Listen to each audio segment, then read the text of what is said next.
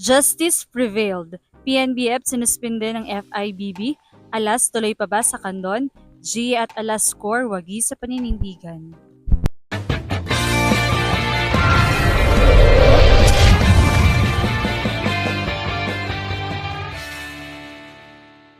What's up, Volleyball Nation? Welcome back to my YouTube channel. Narito ako para magbigay sa inyo ng updates tungkol sa mundo ng volleyball. Pero bago yan, don't forget to subscribe and hit the notification bell para updated ka sa aking mga videos.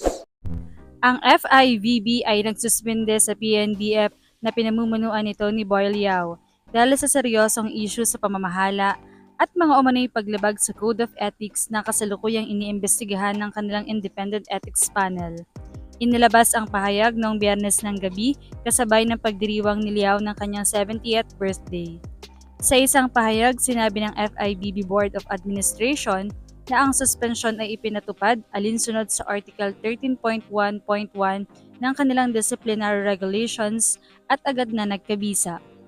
Ayon sa pandaigdigang organisasyon ng volleyball, sa kabila ng mga patuloy na diplomatikong hakbang upang mapatatag ang sitwasyon ng volleyball sa Pilipinas, kinailangan ang hakbang na ito upang maprotektahan ang sport, unahin ang kapakanan ng mga atleta at mapangalagaan ang pangmatagalang programa ng pag-unlad sa bansa. Binigyan din ng FIBB ang patuloy nitong suporta sa Multi-Year Development Partnership na kinabibilangan ng FIBB, Philippine Sports Commission, Asian Volleyball Confederation at PNBF na layong pabilisin ang pag-unlad ng volleyball sa Pilipinas. Upang matiyak ang patuloy o tuloy-tuloy na operasyon sa panahon ng suspensyon, bumuo ang FIBB ng isang ad hoc committee na pansamantalang mamamahala sa federasyon. Kabilang sa komite ang mga opisyal ng FIBB na sina Hila Azansuma, Matthew Merriux, Stephen Buck at Hitesh Molhota, at legal consultant ni si Alexa Dabao. Ang kanilang agarang tungkulin ay tiyakin ang paglahok ng mga pambansang koponan ng Pilipinas sa mga darating na international na kompetisyon at ang maayos na pagdaraos ng Women's Volleyball Nations League stop sa Pilipinas.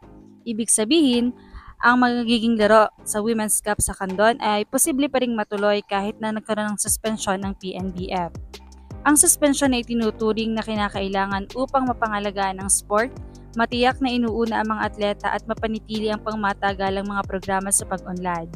Ayon sa FIBB na nagbigay diin din na may nakalatag ng malinaw na proseso para sa muling pagbabalik ng PNBF. Ang pangyayaring ito ay naganap ilang buwan matapos mahalal ng nagkakaisang botos Liao bilang Pangulo ng PNBF noong November 21, 2025. Isang hakbang na nag-alis kay Tat Suzara sa pamumuno ng federasyon. Samantala, naglabas ng matibay na pahayag ng AVC na muling nagpahayag ng buong suporta nito kay AVC President Suzara at tinanggihan ang pagtatangka ng PNBF na kwestiyonin ang kanyang pagiging lehitimo. Sa isang memorandum na may petsang May 27, 2026, iginiit ng AVC Board of Administration na si Suzara ay nananatiling wastong nahalal at lehitimong pangulo ng kontinental ng organisasyon. Batay sa mga patakaran sa pamamahala na nagsasaad na ang kanyang mandato ay nakapailalim sa AVC General Assembly, hindi sa alinmang pambansang federasyon.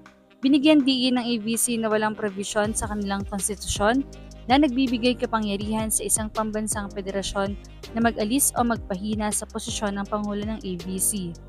Nilinaw din nila na walang sinusuportahang ganitong posisyon sa alinman sa AVC statutes o sa mga patakaran ng FIBB.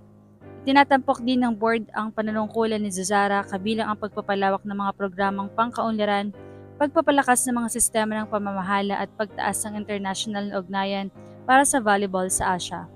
Mahalagang banggitin na kusang umiwas si Suzara sa mga talakayang kaugnay ng memorandum na inilabas ni AVC Secretary General Hugh Graham at inaprobahan ng Board of Administration.